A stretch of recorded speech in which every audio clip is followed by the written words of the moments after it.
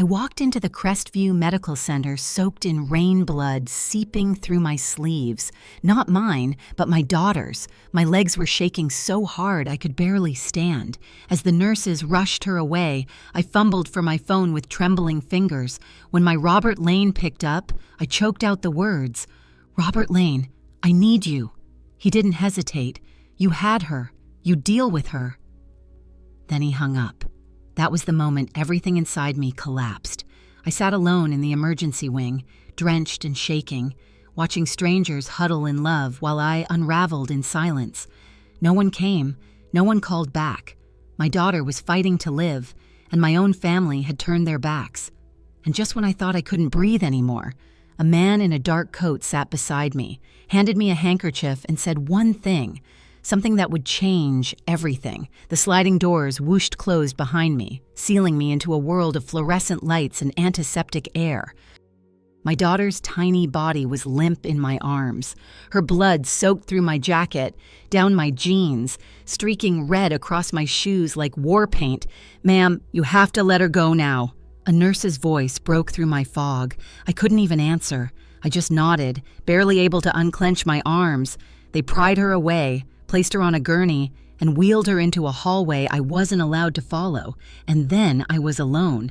I stumbled back against a hard plastic chair in the waiting room. Arms, empty clothes, soaked my breath, coming in broken gasps. The emergency wing was full of movement. Doctors barking orders, phones ringing, families clustered in little circles of warmth. I was the only one frozen. Untethered, I stared down at my shaking hands. Blood crusted beneath my fingernails. My phone buzzed again. For a moment, I felt hope. It was my mom. I answered. "Evelyn Lane, it's bad. I need someone to sign off on the surgery, though they won't start without a co-signer. Please, I'm begging you." Silence. Then a sigh so sharp it sliced me open. "You made your choices. Harper Lane." That tone flat cold like a door slamming shut. "You got yourself into this mess when you decided to be a single mother. You always thought you didn't need anyone, so go prove it." She hung up. I wanted to throw my phone across the room. Instead, I placed it face down on the chair next to me like a tombstone, marking whatever was left of the word family. A nurse walked by with a clipboard. She didn't even glance at me. I folded in on myself. The cold from my wet clothes crept into my bones. Every breath hurt. I tried not to cry because I didn't want the world to see me break. I looked around the waiting room again. A Robert Lane cradled his son. A woman whispered prayers into her mother's shoulder. A group of siblings shared a blanket. Everywhere I looked, there was love support, and I was just noise one to hear. I whispered under my breath, barely loud enough for anyone, even myself, to hear. "Please, someone, anyone, help me." My voice disappeared into the hum of the emergency wing lights and the shuffle of shoes across linoleum. And that's when I felt it. A presence, a stillness in the seat beside me that hadn't been there before. I didn't look up yet. I didn't have the energy, but someone had sat down beside me. No words, no questions, just silence. And somehow, that silence felt different. The silence between us stretched long and warm like a blanket someone had laid over a shivering body. I still hadn't looked up. My eyes were fixed on my shoes on the dark spots where my daughter's blood had dried into the fabric. I braced myself for the usual questions. "Are you okay?" The ones people ask just to feel like they've done something before walking away. But the man beside me didn't speak. Not at first. Instead, he reached into his coat pocket and extended something toward me. A handkerchief. Not a flimsy tissue, but a soft white cotton square with crisp corners, like something out of a different century. I blinked at it. He didn't push. He just waited. Finally, I took it with shaking hands. I pressed it to my face and felt tears sting my eyes. Not because someone had fixed anything, but because someone had finally seen me. He still hadn't moved. I stole a glance at him. Mid-50s maybe. Sharp jawline, silver at the temples, dark wool coat. Expensive, but in that quiet, tailored way that rich people wear when they don't need to prove anything. His shoes were polished, but not flashy. His eyes were focused straight ahead. "You look like someone who's done everything alone for far too long," he said, voice low and calm. I didn't answer. I didn't trust my voice not to crack. "Your daughter," he added gently. Is she in surgery? I nodded. They told me I needed a co-signer, I said hoarsely. I called my parents. My Robert Lane told me you had her. You deal with her. And then he hung up. He finally turned his head to look at me, and what I saw in his eyes wasn't pity, it was recognition. I've heard those words before, he said. That's when I noticed the small pin on his lapel, a silver bird in flight. I didn't know what it meant, but it gleamed under the cold lights. Delicate yet solid like him. I'm Harper Lane, I murmured. He smiled just a little. Grant Holloway. The name hit me like a soft jolt. I'd heard of him, Holloway Ventures, the tech mogul who disappeared from the media years ago after his daughter died in a tragic accident. But this man wasn't headlines. He was real. And for some reason, he was sitting beside me. I don't know what I'm doing, I whispered. Grant Holloway didn't offer promises. He didn't offer to fix me. Instead, he said one sentence. 7 words that I would carry with me long after this night. You're not broken. You're just exhausted. Rest. And for the first time in what felt like years, I leaned back, not because everything was okay, but because someone else was still there. Time passed in a strange, watery blur. The emergency wing's chaos continued around us, but I stayed rooted in that hard plastic chair, Grant Holloway still beside me like a fixed point in a storm. At some point, a nurse approached clipboard and hand expression tight. Miss Harper Lane Walker. I stood up so fast I nearly tripped. Yesh. Is she my daughter? There's internal bleeding. We need to act quickly, the nurse said, but she hesitated, glancing at the form in her hand. Your insurance has been declined.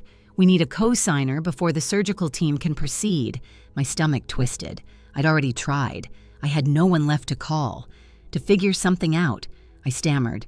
The nurse gave a practiced, professional nod. We can only wait a little longer. I'm sorry. She turned and walked away. I sank back down, and before I could speak, Grant Holloway stood. I'll handle it, he said quietly. My head snapped toward him. What? He met my eyes calmly. I'll authorize the payment. I shot to my feet. No, you can't do that. You don't even know me. That's not true, he replied. I know exactly who you are. You're a mother doing everything in her power to keep her child alive. I don't need to know anything else. My throat tightened. I wanted to scream yes to let someone else carry the burden, even for a second. But pride, old and heavy and bruised, flared up like a reflex. I don't take charity, I said, voice shaking. Grant Holloway didn't flinch. It's not charity. It's perspective. When my daughter was dying, I would have given anything for someone to step in and say, let me stand with you. My hands trembled. The handkerchief he'd given me was balled up in my fist, stained now with blood and tears. I can't owe you something like that. You already don't, he said gently. You're not weak for accepting help. You're human. I couldn't respond.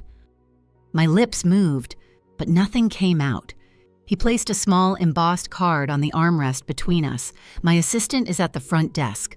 I'll authorize the surgery now. You can choose whether to sign the follow-up paperwork later or walk away completely. Then he stepped back, leaving me alone again. But this time, the air felt different.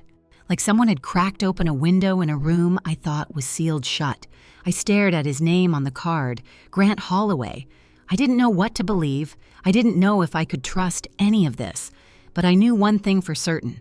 If I walked back into that waiting room and Ava Lane didn't make it because of my pride, I'd never forgive myself. The surgery began 20 minutes later. I signed what I could with hands that still trembled. The ink smudged on half the forms because I couldn't stop shaking. Grant Holloway didn't return, but the nurse told me the payment had been secured. Mr.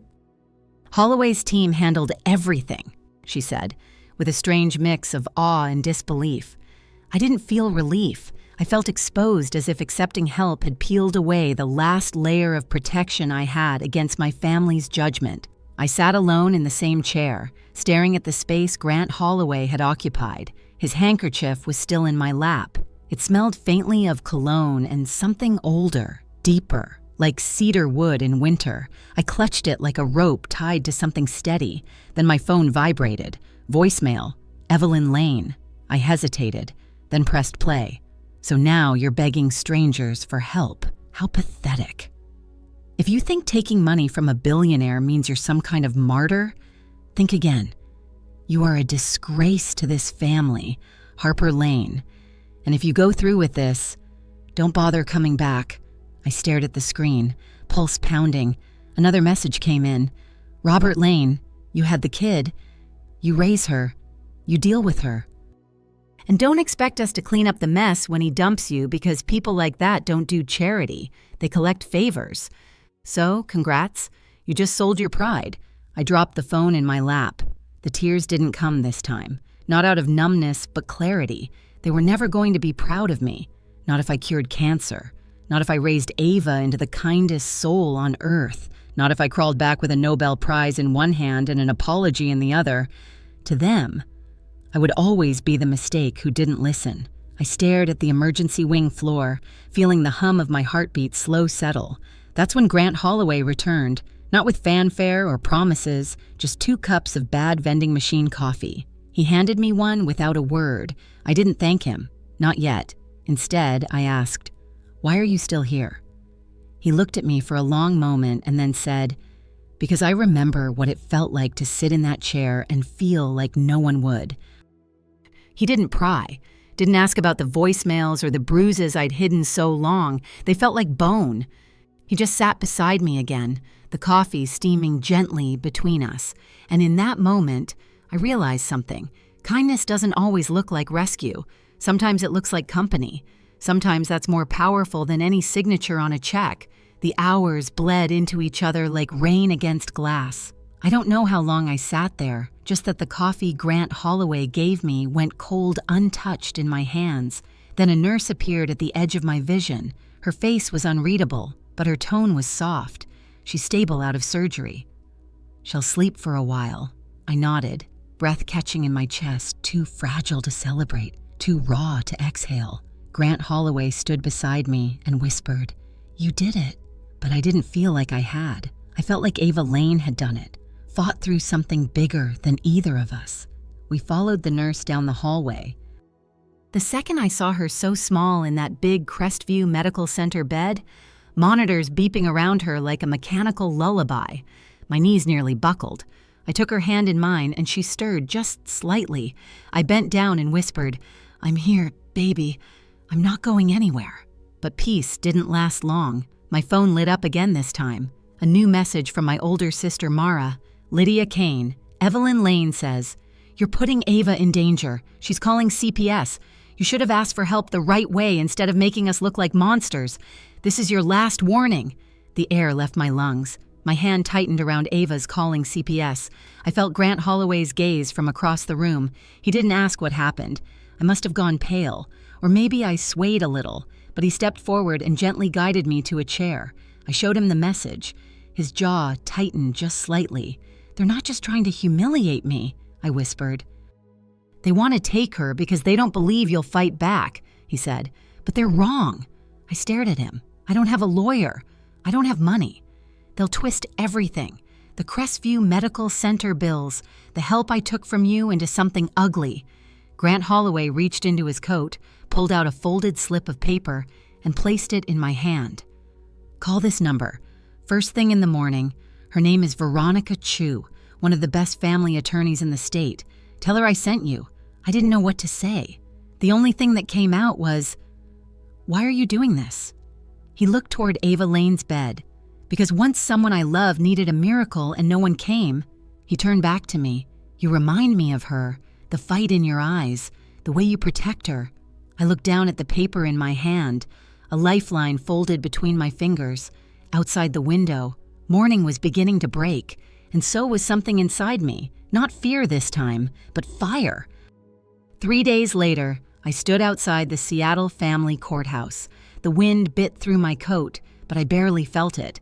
In my hands, I held a folder neatly organized by Veronica Chu. The lawyer Grant Holloway insisted I call. Beside me, Veronica stood like a wall in heels, sharp eyes scanning every detail. Grant Holloway hadn't come. He said, this was my moment, and somehow that meant more. When we entered the courtroom, I saw them. My mother in her navy pissy coat hair tightly pinned, my Robert Lane arms crossed, jaw tight, pretending not to see me. Lydia Kane clutching a file so tight her knuckles turned white. They looked polished, prepared. They weren't here to reconcile. They were here to erase me. The hearing began with their lawyer painting a cold portrait. Harper Lane Walker, emotionally unstable, financially dependent on strangers with a history of neglectful decision-making. They claimed I had no income, no housing stability, no family support. I sat silent, fingers gripping the edge of the table. Then they played their trump card, a guardianship paper I had signed years ago, temporarily naming Lydia Kane as Ava Lane's caretaker during a week I'd been hospitalized for exhaustion. It felt like a knife. But Veronica didn't flinch. She stood cool and steady and handed the judge a stack of documents, proof of my employment bank records, even a notarized letter from the Crestview Medical Center verifying I had never abandoned Ava.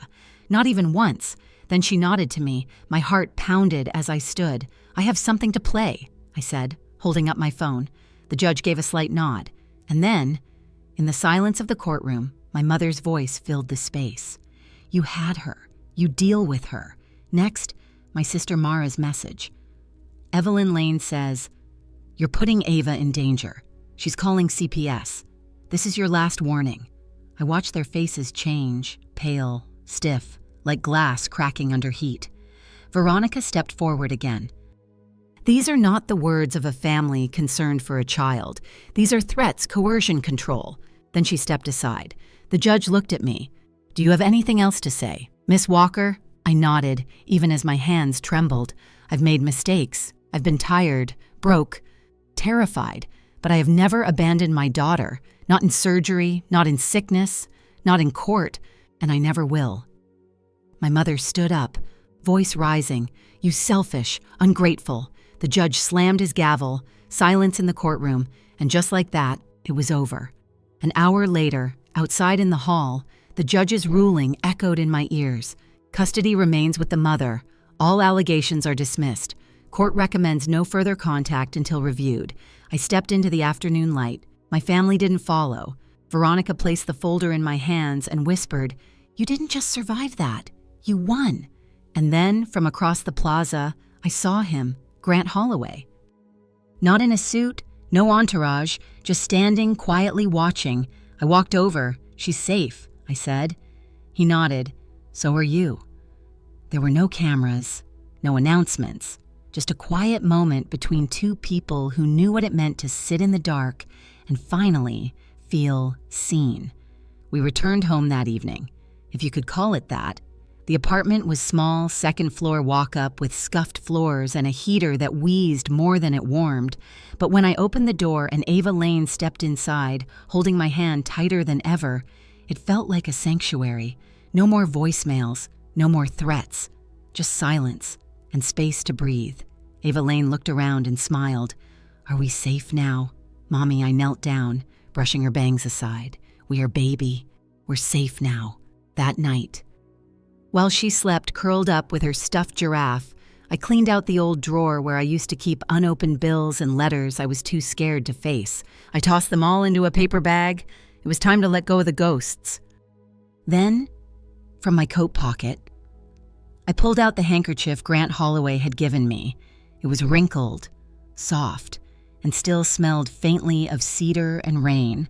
I laid it on the kitchen shelf beside Ava Lane's art supplies and the chipped mug that held our spoons like a quiet monument, a reminder that someone once sat beside me when no one else did. The next morning, the sun poured through the cracked blinds.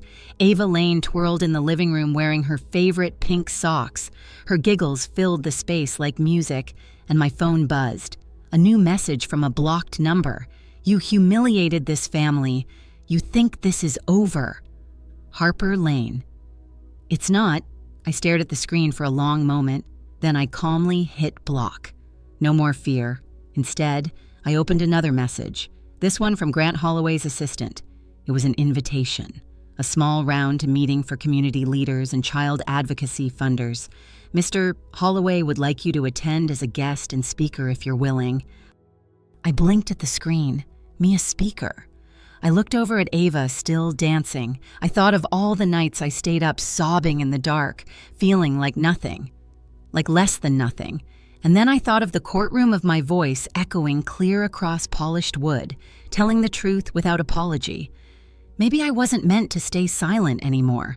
I sat down at the tiny kitchen table, pulled out a blank notebook, and began to write. Not for the court, not for my parents, for me, for the story I had survived, for the woman I was finally becoming. 2 weeks later, I stood at a podium I never imagined I'd deserve. It wasn't grand, just a community center auditorium with folding chairs and lukewarm coffee. But to me, it might as well have been Madison Square Garden. The name tag on my chest read, Harper Walker Advocate, Single Mother Survivor. My palms were damp, my throat tight. Grant Holloway sat in the back row, quiet, unreadable, but present, always present. When it was my turn, I walked to the microphone with Ava Lane's bracelet around my wrist, the one she made in the Crestview Medical Center playroom with plastic beads that spelled hero. I spoke, not like a lawyer, not like someone trying to prove anything, just like a woman who had lived through the fire and come out carrying someone else. I was abandoned at a Crestview Medical Center while my daughter fought for her life. The people who were supposed to love me chose shame over support, but someone I didn't know, someone who owed me nothing, chose kindness. He didn't save me. He reminded me I was worth saving. I looked out at the crowd. Some people wiped their eyes. Others nodded quietly like they knew. Because they did. Because too many women had sat in cold chairs alone.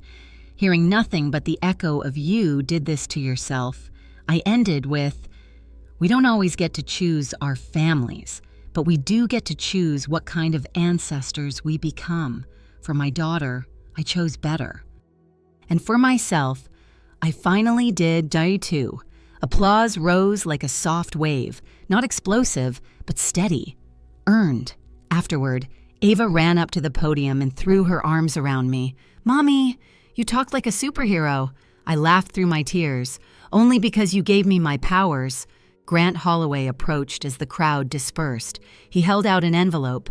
I hesitated. "It's not money." He smiled. "It's a contract.